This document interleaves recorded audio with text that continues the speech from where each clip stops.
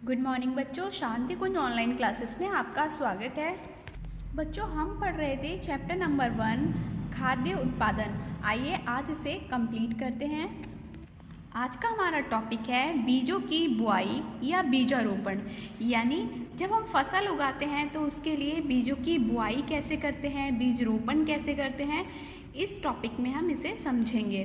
क्योंकि पौधे बीज से ही उत्पन्न होते हैं, इसीलिए अच्छी गुणवत्ता वाले स्वस्थ बीजों का चयन फसल उत्पादन का एक प्रमुख भाग है। कई प्रमुख फसलें जैसे कि गेहूं, ज्वार, बाजरा आदि बीजों की बुआई द्वारा ही उगाए जाते हैं। बीज के चयन के बाद उसकी देखभाल आवश्यक है। बीजों की बुआई उसे मिट्टी में डालने की प्रक्रिया है और बीजों को हाथों से या यंत्र की सहायता से भी खेतों में बोया जाता है। तो बच्चों, होता क्या है कि अगर हमने हेल्दी बीज नहीं डाला तो उसकी वजह से हमारी फसल भी अच्छी नहीं उगेगी। तो हमें बीजों की बुआई करने के लिए अच्छी गुणवत्ता के बीज चाहिए होते हैं और फिर इनको हम हाथों से भी बो सकते हैं और यंत्रों से भी। तो आइए जानते हैं हाथों से बुआई। तो इस विधि में बीजों को हाथ से मिट्टी के ऊपर छिड़का जाता है और इस विधि को हम छिड़काव भी कहते हैं। फिर है बीज पड़ित यंत्र से बुआई यानी सीड ड्रिल से बुआई। इसमें क्या होता है, सीड ड्रिल मशीन धातु की एक नली जैसी होती है। इसकी नलिकाओं में सबसे ऊपर एक कीप लगी रहती है। अब बीजों को कीप में डालते हैं जहाँ से बीज ड्रिल की नलिकाओं में चले जाते हैं। सीड ड्रिल एक हल से जुड़ी हुई होती है और जैसे ही ये घूमती है बीज नीचे मिट्टी में गिरने लगते हैं और इस तरह इन बीजों की बुआई हो जाती है। और बच्चों, इस तरह से जो बुआई होती है तो इसमें एक क्रम से बीज गिरते जाते हैं। फिर है प्रत्यारोपण।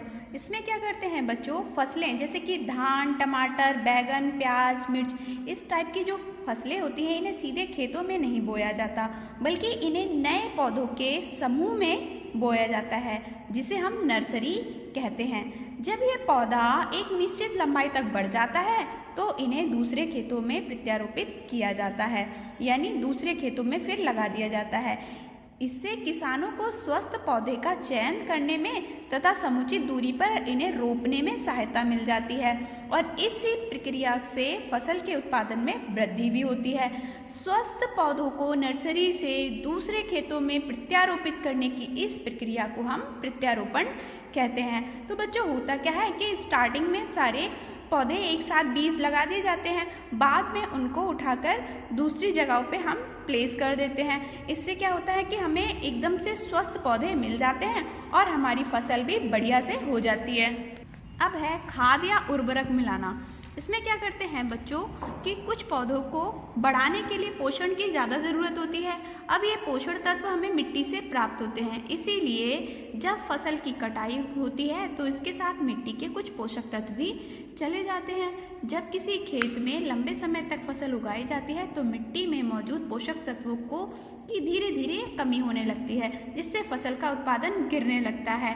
तो इसकी भरपाई करने के लिए हम उसमें कुछ खाद या उर्वरक मिलाते हैं। खाद क्या होता है? खाद एक कार्बनिक पदार्थ है जो सूक्ष्म जीवों द्वारा पौधे और जंतुओं के अपशिष्ट के अपघटन से प्राप्त होता है।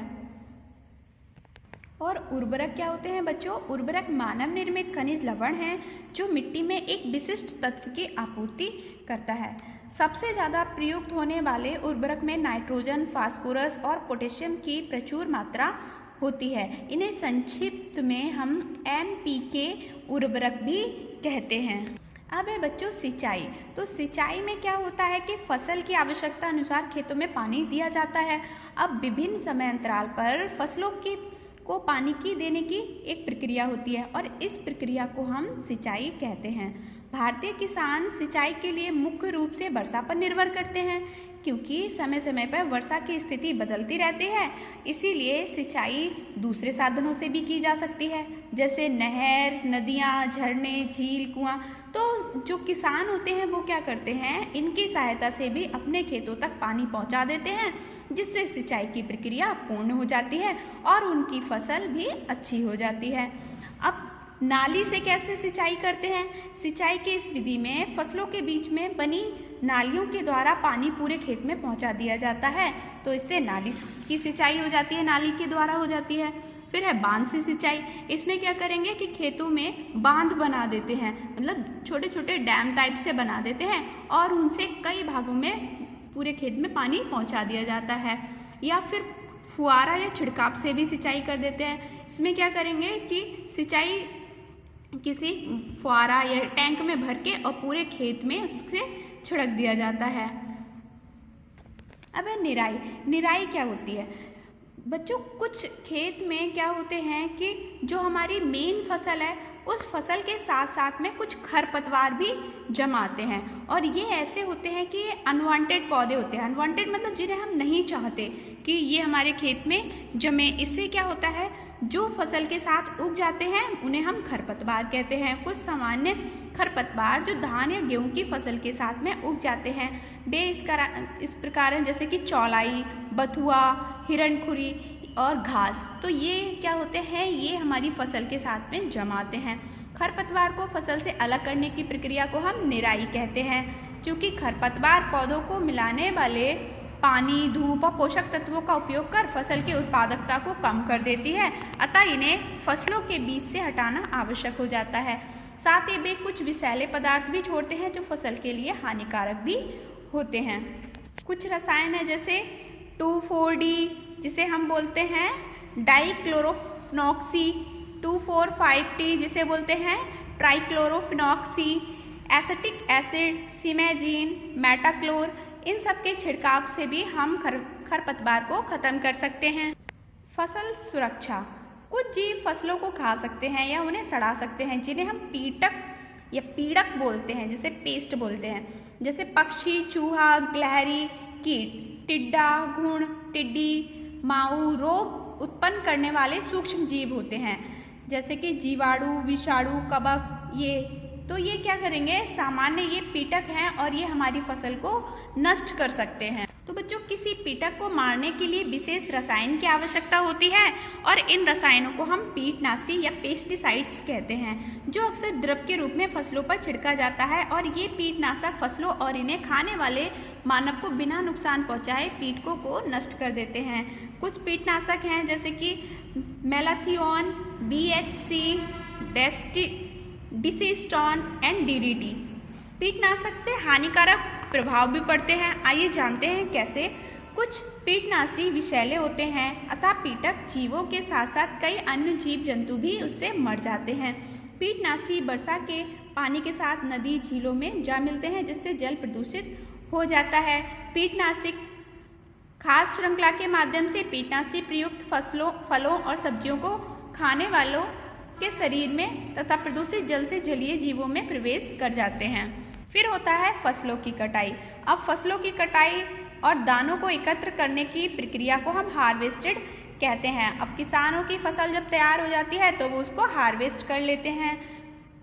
उसके बाद और भी कई सारी प्रक्रियाएं होती हैं, जैसे दाउनी, ओसाई। तो ओसाई क्या होता है, हवा की मदद से दानों को भूसे से अलग करने की प्रक्रिया को ओसाई कहते हैं। फिर स्टोरेज, यानी अब जो हमारे ग्रेन्स आ गए, मतलब अनाज आ गया, उसको हमें स्टोर भी करना होगा।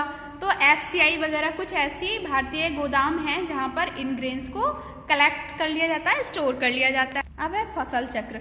फसल चक्र खेती की वह प्रक्रिया है जिसमें एक ही खेत में एक के बाद दूसरी फसल बदल बदल कर उगाई जाती है।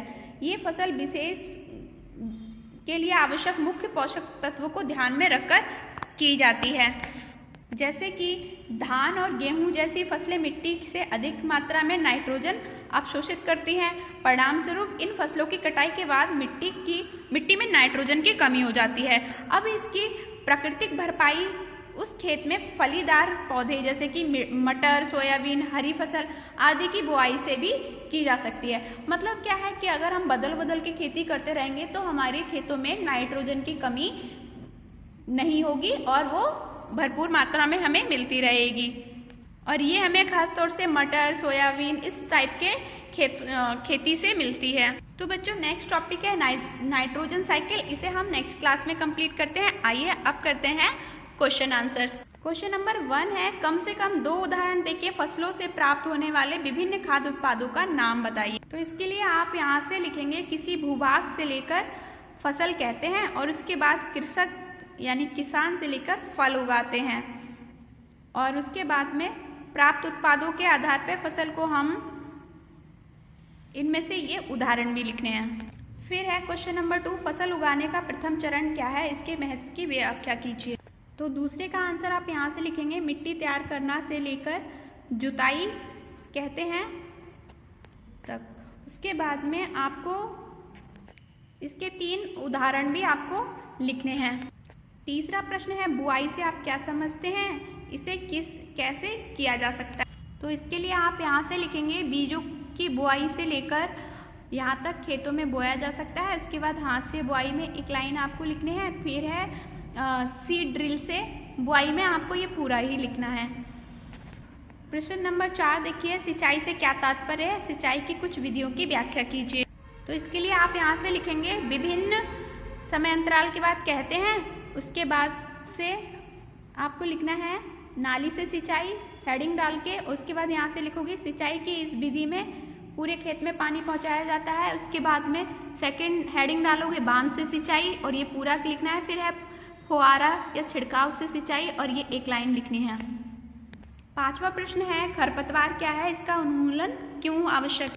तो इसका उत्तर आप लिखेंगे खरपतवार से लेकर खुरी और घास यहाँ तक लिखना है और उसके बाद में आपको एक लाइन लिखनी है यहाँ से, चूंकि खरपतवार पौधों के मिलाने वाले से लेकर हानिकारक होते हैं तक। उसके बाद क्वेश्चन नंबर 6 है, कीटनाशी के हानिकारक प्रभाव का वर्णन कीजिए। इसके लिए आपको यहाँ से लेकर और यहाँ तक करना है। तो बच्चों बाकी का पोर्शन हम नेक्स्ट क्लास में कंप्लीट करते हैं, तब तक आप अपना होमवर्क अच्छे से कर लेना। ओके बच्चों, बाय बाय।